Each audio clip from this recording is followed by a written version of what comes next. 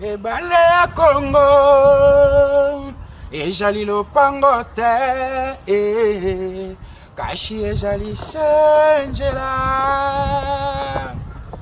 Abonnez-vous massivement sur notre chaîne Kouli Media TV, KMTV, votre chaîne d'information de notre grande journaliste et maman Françoise Vita. Encore, abonnez-vous massivement sur notre Kouli Media TV, KMTV, votre chaîne d'information de notre grande journaliste et maman Françoise. Double brassard en direct des États-Unis. Tolo bate, Mambouidi. Donc Mikolo chaîne Ezara Moko Ndimela.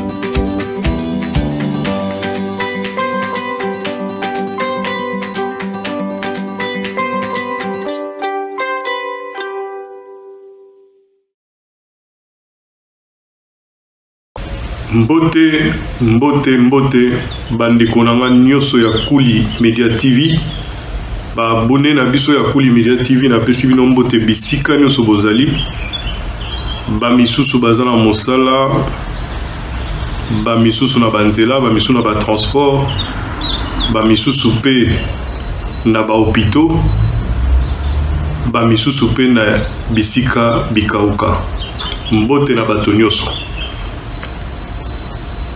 Émission na biso ya lelo eza uniquement traitement topé analyse ya ba vidéo moko ezo tourner na internet Natalia ngo Petro bato bazolo ba Petro mutu na mutazo pesa vie na ye eza 3 petites vidéos moko ya ba quelques secondes sur likambo bazo benga soi-disant scène de crime. Il y a Ndekonabiso juge Raphaël Yani Oya Akufaki na mokolo ya mercredi. Bandekonanga eza normal que Batuba se posait la question. Eza normal d'autant plus que Liwa Naye ezobima moi suspect. Mais tu reconnais toujours la conditionnelle parce que l'analyse n'a pas basée sur le fait moko et ça nous prouvé. L'analyse n'a pas basée sur la supposition. Donc, tout ça la loco là, tu mets la place, il y a un enquêteur, un criminologue, potoye ba soki, boanya na biso tope maele na biso ezokene na sens. Il y a réalité à Maramundenge de Kaki. Mais tout ça n'a supposé. Dans mon 3 vidéos, on a élément liboso ya on a zoche la bino. Botala ya on a boke bibozo mon a élément oyo. Juge topé avocat ya Vital Kamerhe pembeni na ya telemi Vital aza na pembeni azosa la signe na mutu lokola geste ya masque tosuka na esika wana bandeko. Maman Clarisse Lubungu, merci beaucoup na ba conseil au pesa inga lobby.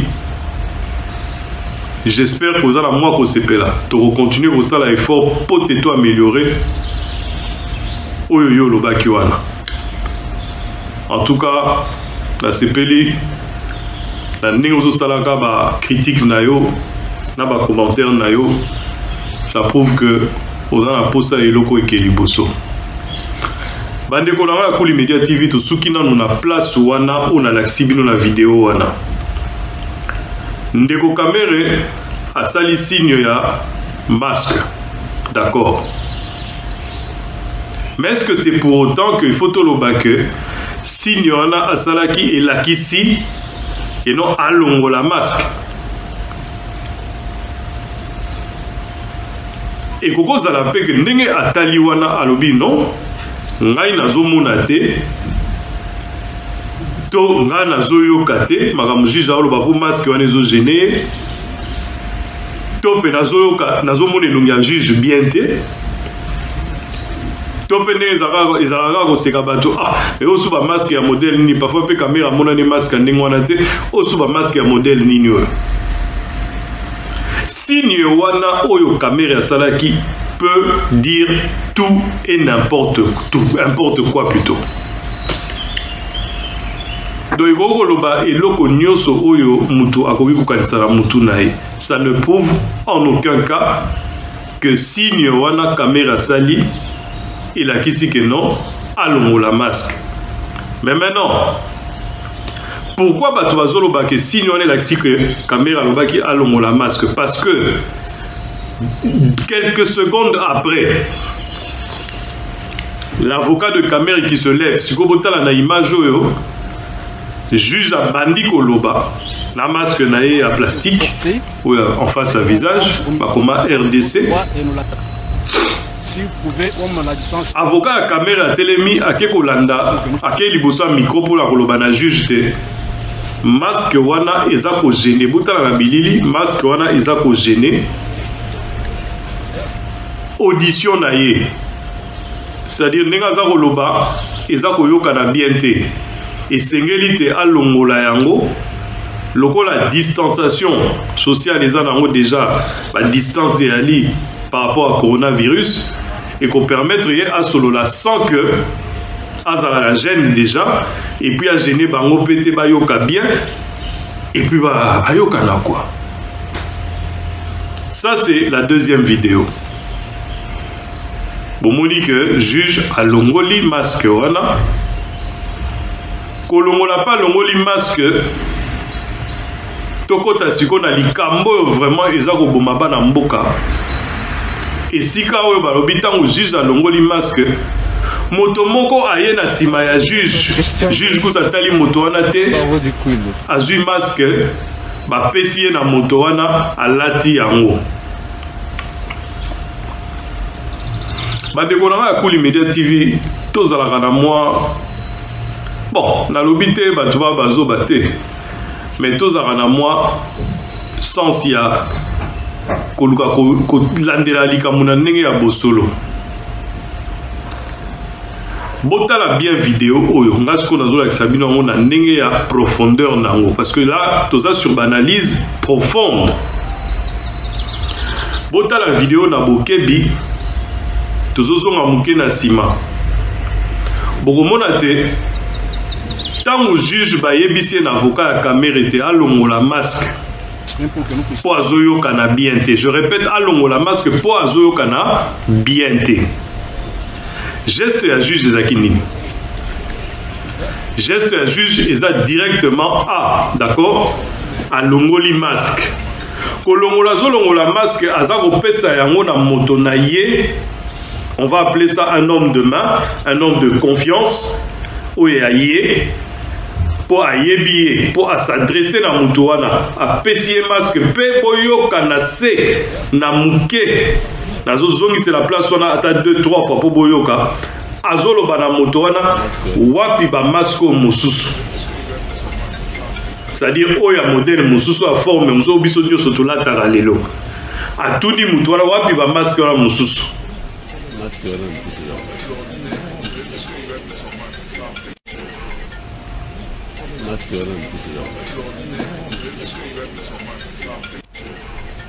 Donc c'est le juge lui-même qui s'adressait directement à la personne, soi-disant après leur image et que déposer masque et que juge a taliété.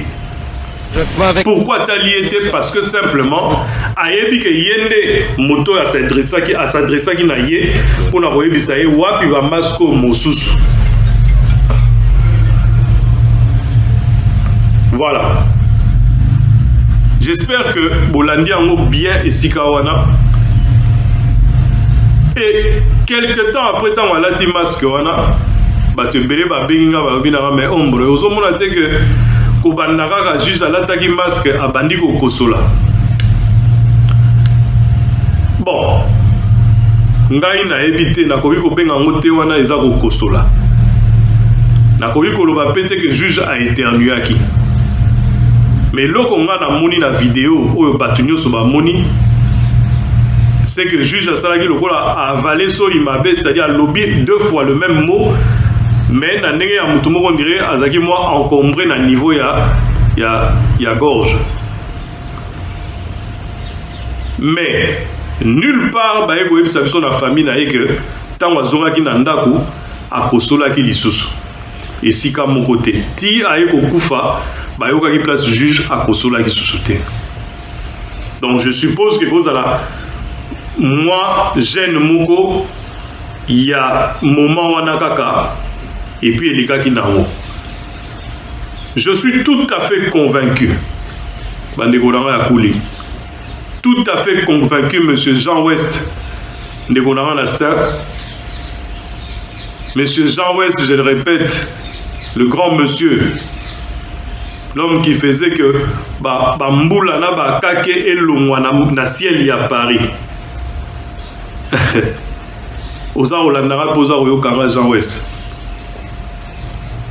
Moi, je suppose que Motorola la Vital Kamere, franchement, ce qu'il faut, je dis bien, il y a soloté, c'est-à-dire toujours réfléchir. Bon, Vital Kamere devant la justice. À côté prison, Azako Samba. Et Vital Kamere est supposé qu'à prévoir qu'à Boma juge Joana. Est-ce que vous avez imaginé niveau ya problème où il y a commis Bakisela? Ça veut dire que ceux qui a sali à élaborer plan moko pour la Boma juge, franchement, à koyate na télévision, pour bandaropé Sabino Bendis.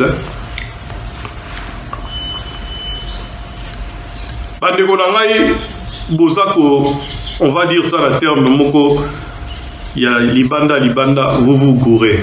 Bozoro mikosa. Makambo uti kote wanate. Et maintenant, réfléchissons. Bongo soki eza batoyo na liste nyonso ya ba témoin. Moko ayoka ki kombo na ye, pe bangisi po ebika azana mbeba azana problème. Alors, il faut que makambo avant que tokoma le 3 juin. Soki ezana kati ya ba kombo oyo ba avocat ya parti batangaki. Avocat Jambala tangaki bato alingaki ba comparaître comme ba témoin. Avocat ya Vital batangaki bato balingaki ba comparaître comme ba témoin. Avocat pe ya parti civil, c'est-à-dire l'État atangaki bato yo alingaki va comparaître, toi alingi va comparaître le 3 juin. Ce qui parmi Batouana, moko na bango ayoka yikombo na ye. Pe alobite nga na okokananga hotel ma devant ba juge hotel, il faut na sa makambo avant le 3 juin. Ça veut dire ce qui problème il y a juste supposé ce kazalaki pour jusque là na tozu ba suite soit vraiment zaki empoisonné mais tout ça presque sûr parce que M. Franck Diongo Yemoura Lobaki a affirmé qu'il y a poison. Ndekonanga Eliezer Tambouepé à Lobaki, il se pourrait qu'ils aient la poison parce que ma membre naïe comme qui Mwindu, c'est-à-dire ma boko na ma colonie na libumuko vimba, ils ont signe à la poison. Donc on suppose ndenge nazoloba soki ils ont poison. Il faut pas me malikambo vraiment tinasuka quoi. Et puis il faut yeba exactement ce qui se passait dans la journée wana ou précédent qui audience wana. Topé ce qui s'est passé dans la même journée après l'audience. Parce que vous vous rappelez que le juge a dit RTNC beaucoup pour 4 nini retransmission d'Abino. Je répète. Alobaki RTNC Bokogi pour 4 retransmission d'Abino. Mais dans Alobaki Amo, qu'est-ce qui s'est passé après? En règle générale, na ba tribunaux soki audience esili bakendaka koexamine ba demande entre autres na oyo tota la demande ya liberté provisoire oyo basengaki na avocat ya Kamere. Maintenant, liberté provisoire oyo avocat ya Kamere asengaki, est-ce que batalaki yango? Réponse ya juge ezalaki nini? Bon, les gens vont dire, mais au moniteur à la prison, donc ça veut dire qu'à Boyaki, oui. Problème exact, mais bayamba qui a un moté manini. Ba zone d'ombre eza ebele. Banzela ya kotala pona makambo ya liwa ya avocat na biso otokomaki ko sepela na ye. Eza ebele. Donc voilà, bandeko nanga moi analyse na ngana sala moi muke na likambo etangami liwa ya juge na biso. Côté mususu bazoloba que juge azongaki na ndako na ye na ba 16 heures. Ake kopema na 18 heures po yokaki bien te. Na 21 heures et s'empirer, bah memie en hôpital à Koufi na ba 2 heures du matin. Côté Moussoussou Bazolo Bake, entre guillemets toujours na conditionnel, qu'il aurait été na ba 16 heures justement 15 heures 16 heures reçu par l'ancien premier ministre Matata Mponyo. Et que Bavandagi na Matata Mponyo tib à 21 heures. Côté Moussoussou Lissousou, Bazako Lobapé, Tozako Yoka, qu'il se pourrait payer, toujours dans conditionnel, qu'après jugement, Bakota qui n'a pas délibéré, entre autres l'Ikambia, il y a Vital Kamere, il y a Kolongwa, il y a Kobima na liberté provisoire. Mais na kati ya débat na bango juge ayebisi bango alobi soki boyelinga te d'ici le 6 juin alobi na avocat ya Kamere. Non, avocat plutôt ya l'État ya Kamere te. Pour ya Kamere ne basa qui demande ya liberté provisoire. Ce que ba avocat ya l'État, c'est-à-dire bateau parti civil ba ko funda Kamere. Alobi na bango soki boyelinga te d'ici le 6 juin ba preuve moko établie o ezolakisa que Vital Kamere ayibaki mbongo to azana kati ya makambo ya signature moko to relation moko na makambo ya mbongo na kozala na obligation ya kopesa ye liberté provisoire na ye o asengi. Alors ba avocat ya partie civile, c'est-à-dire à l'État, ba sepelaki nango te. Il se pourrait, hein, dans le bandé Toyoki, bah c'est qui n'a pas pété. Réponse on a un juge. Alors juge a eu bête à ma boko dans la table à l'obin à l'ikambo yo soki bolandi n'engue na zaro lobela binote. Bozako risqué pe na sala appel na président de la République à répondre devant bar. Question mark. Est-ce que ça solo? Est-ce que makambo bazoro loba isa solo? Est-ce que makambo bakoloba eza ya lokuta? Eloba ndeko na ngai Fabien Bouswanika Talaku Ntseki Talaku Mamba. Bandeko na ngai Kuli Media TV, voilà. Bokota na kati ya banalise na bino na ba critique na bino. Mais bozalaka trop sévère te po ba misusu na niveau bazo fingela ombre lili. Ils ont sexara moi mingi mais ils ont ça à peine pas sina mawa. Mais que je ne répondrai jamais aux insultes. Jamais. Ce n'est pas le but il y a chaîne Nabiso. Et puis toyebi que bateau ba fingaka d'habitude ou très souvent les bateaux bazangi ba argument. Alors il suffit de les zapper et puis on passe à autre chose. likambo mosusu eza koleka na présidence de la république toyoki eza wana eza le roi film à Hollywood, donc toza okamwa ngo po eza le roi film à Hollywood.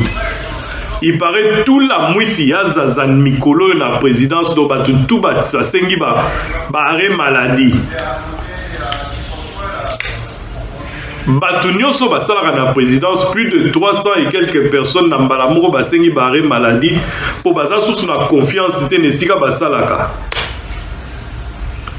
Donc nous allons apprendre que batu ya présidence bakimi ba poste na bango, c'est-à-dire président c'est comme bololo.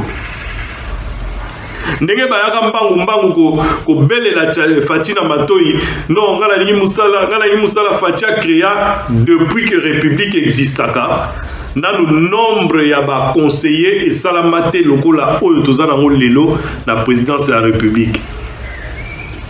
Mais na minute on aza obete ya bino lisolo ba bureau comme vide kende na présidence okuta tala ba jeep ya 4x4 ndenge vandi na parking moto alingo simba poignete moto alingo kota na kati te moto akomo kima na bureau na ye pour la climatisation ya nini ya ba sombi ba ventilateur na niveau ko sakana te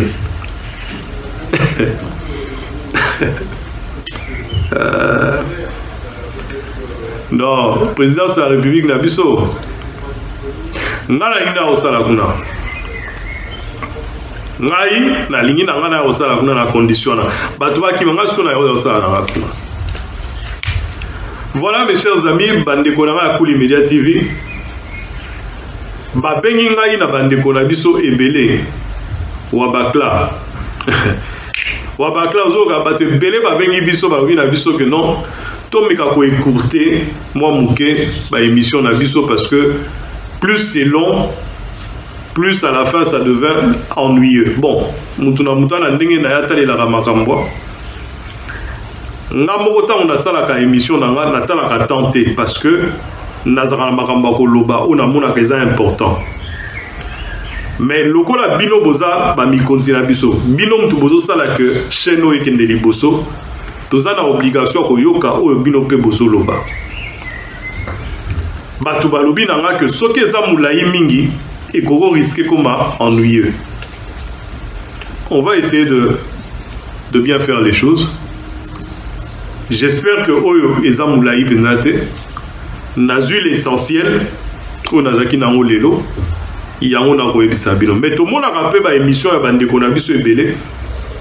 Tant likambo eza vraiment eloko moko ya kolobela oyo ezo senga po ebimaka tant tozo baraboye ozo sentir ba idée zoya ezobima eza ba fil d'idée tant ezobima wana ozo ebateke oso komi na 1 heure du temps ozo loba bolimbisa po na ngombe eza na volonté na biso moko ka te to sala bon non eza ndenge toza kolinga kopesa bino pe je pense que yango tezo sala que bozo apprécier biso malembe pe Kuli Media TV eza kotomba. Maman Françoise Vita ici ka ozali na mboka oyo ya oncle Sam.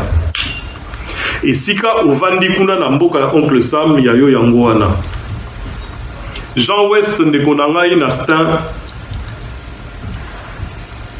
mosika te bana 93 ya bino yango wana. 243 code 243 plus 243 Kisasa Mobimba PRDC Mobimba Losako pona bino pona nga na suki awa lelo pona ngai na suki awa lelo tomonani na mikolo ezoya. Merci.